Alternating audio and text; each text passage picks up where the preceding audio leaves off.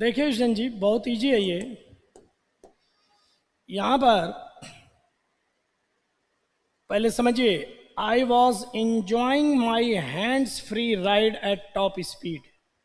मतलब हाथ छोड़ करके, राइड का मतलब दो पहिया वाहन चला रहा था, मोटरसाइकिल वगैरह छोड़ करके इंजॉय कर रहा था।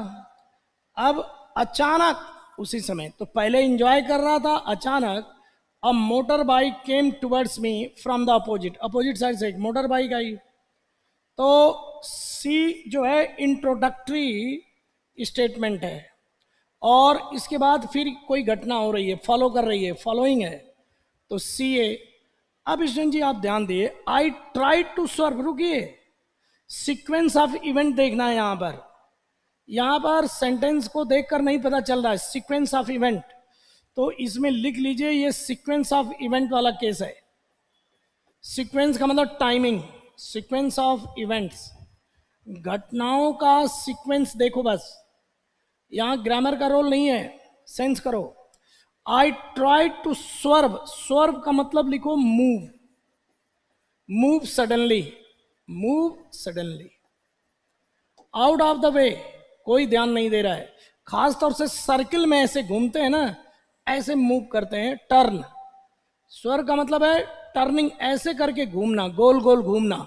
बोलो स्वर्व का मतलब क्या है? गोल गोल। तो अब गोल गोल क्या, ऐसे जा रहा है हाथ छोड़कर, तब तक उधर से बाइक आई, तो उस बाइक ऐसे सीधे आ रही, तो ऐसे ऐसे घूम गया। तो स्वर्व का मतलब घूम गया, आउट ऑफ द वे, रास्ते से बाहर, उसके रास्ते से, but lost control and I fail. अब वो ऐसे करके स्वर्व किया, लेकिन कंट्रोल खो दिया बाइक का और गिर गया। तो यहां पर ये डी है, द कॉन्सिक्वेंस, अब गिरने का परिणाम बता रहा है, the consequence of my daredevilry, daredevilry का मतलब है हैरत अंगेज कारनामा, डेंजरस एक्ट। हैरत अंगेज काम जानते हो क्या? हैरत अंगेज नहीं सुने हो तो लिखो डेंजरस एक्ट, डेंजरस एक्ट। मतलब कभी कभी जानबूझ के जोखिम वाला काम करते हैं, किसके लिए? एंजॉयमेंट के लिए। वो क्या होता है? डेयर डेविल, हैरत अंगेज कारनामा। Was sprained, was a sprained ankle, ये एंकल का मतलब क्या होता है? ये टखना, ये क्या होता है? नी, और ये क्या है? एंकल। तो ये एंकल स्प्रेन्ड माने मोच आ गई, मोच, मोच आ जाती है ना, तो sprained ankle and bruised arm, छिल जाता है, स्किन क्या हो गई? छिल गई, उसे क्या बोलते हैं? Bruised arm. स्किन का छिल जाना ब्रूज्ड आर्म, आर्म की स्किन का छिल जाना ब्रूज्ड आर्म, और स्प्रेन्ड एंकल, उसके टखने में क्या गई? मोच आ गई। ये परिणाम है, सी ए डी भी होगा। नेक्स्ट, तो यहां पर सीक्वेंस ऑफ इवेंट को देखो भाइयों, सीक्वेंस ऑफ इवेंट देखो,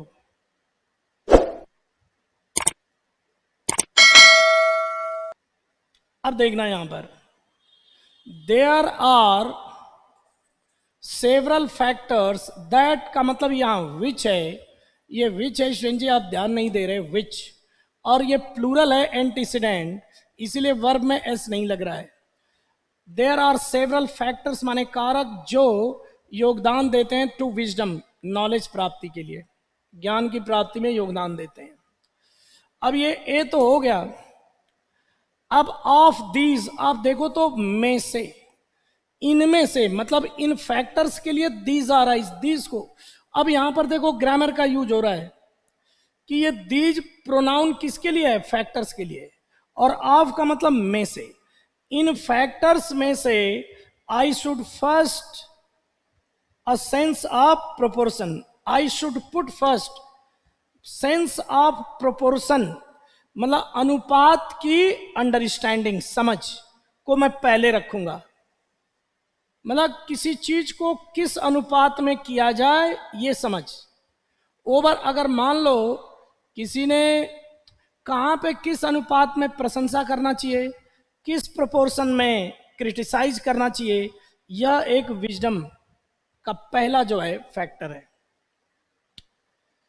अब this the capacity, this is है, दिस इज, ये देखो अब दीज प्रोनाउन किसका था, फैक्टर्स का, और दिस किसके लिए है, सेंस ऑफ प्रोपोर्शन के। This is the capacity to take account of all important factors in a problem and to attach to each its due weight. किस घटना को कितना वेट दें यानी इंपॉर्टेंस दें, वो पूरे फैक्टर्स को देख करके डिसाइड होता है। तो ये प्रोपोर्शन अनुपात की समझ कि किस घटना को किस अनुपात में महत्व दिया जाए। वेट का मतलब क्या है, इंपॉर्टेंस। तो यहां पर सेंस ऑफ प्रोपोर्शन नाउन है, और इसको कौन रिप्रेजेंट कर रहा है, दिस। तो पहले नाउन आता है या पहले उसका प्रोनाउन आता है, पहले नाउन फिर प्रोनाउन। स्लोगन चेंज करो, पहले नाउन फिर प्रोनाउन। तो जी यहां पर दिस पहले आएगा, पहले सेंस ऑफ एडेवेम, यानी सी जो सेंटेंस है वो सी सेंटेंस किसको फॉलो करेगा, डी को। अब आखिर में डूइंग दिस, इस काम को करना, ये सब्जेक्ट है और ये ऑब्जेक्ट है। आप भूल जाते हो, डूइंग दिस, इसको करना, ये ऑब्जेक्ट है, ये सब्जेक्ट है, को इसको करना हैज बिकम, बन गया है, मोर डिफिकल्ट, कंपैरिजन में और ज्यादा डिफिकल्ट, देन बिफोर, बिफोर पहले के कंपैरिजन में ज्यादा बन गया है, ओइंग टू के कारण, the complexity of the specialised knowledge required. जो इस पे किसी फील्ड का जो नॉलेज होता है वो स्पेशलाइज्ड नॉलेज है, जो रिक्वायर आवश्यक स्पेशलाइज्ड नॉलेज है, उसकी जटिलता के कारण यह बहुत ही डिफरेंट हो गया है पहले के तुलना में। डूइंग दिस यानी प्रोपोर्शन को डिसाइड करना बहुत डिफिकल्ट हो गया है। तो एडीसीबी, अब इसका की फैक्टर क्या था, इसमें क्या था, नाउन, इसका थीम क्या था, नाउन पहले और प्रोनाउन बाद में, ये थीम याद कर लो। इसके पहले वाला सीक्वेंस ऑफ इवेंट था, उसमें नाउन प्रोनाउन से नहीं पता चला, सीक्वेंस ऑफ इवेंट देखा, टाइमिंग, और यहां पर नाउन प्रोनाउन। ये फैक्टर्स नाउन है और इसका प्रोनाउन क्या था, दीज, और ऑफ का मतलब बताया है में से, तो जो सेंस बिल्ड कराया उसी का तो फायदा है। और यहां पर सेंस ऑफ प्रोपोर्शन जो सेंस नाउन था, इसके लिए क्या था, दिस। और ये इंट्रोडक्टरी सेंटेंस था, तो इंट्रोडक्टरी ना देखो 60-70% सेंटेंस में इंट्रोडक्टरी का पता चल जाता है, ये इंट्रोडक्टरी स्टेटमेंट है, ठीक है ना। जो वो क्या बोलते हैं, जो जो नालायक बच्चे वाली स्टोरी है वो भी कल बहुत चलेगी, कल काफ़ी इस पर पढ़ाऊंगा, पूरा दिन लग जाएगा कल, लेकिन वो काफ़ी इंपॉर्टेंट है, इन्वर्जन बोलते हैं उसको, अच्छे से समझना।